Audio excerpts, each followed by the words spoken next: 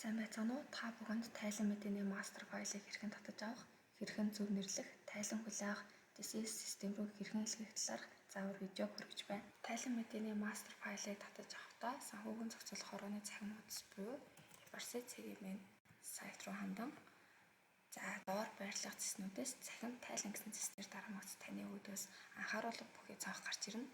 За энэ анхааруулгатай танилцсан мастер файлыг энд дарс татан авна гэдэг дээр дарамтс зохицуулалтын байгууллагын үйл ажиллагааны чиглэл тус бүрт хамаарах сар, улирал, хагас бүтэмжлэлийн санхүүгийн тайлангийн мастер файлууд байршиж байгаа. Эдгээрээс өөрийн үйл ажиллагааны чиглэлд хамаарах мастер файлыг татаж авна. За жишээ болгоод банк ус санхүүгийн байгууллагын улирлын тайлангийн мастер файлыг хамтдаа татаж үзцгээе. За мастер файлын доор татах гэсэн хэсэг байгаа. За татах дээр дарангууд таны мастер файл ингээд татагдана.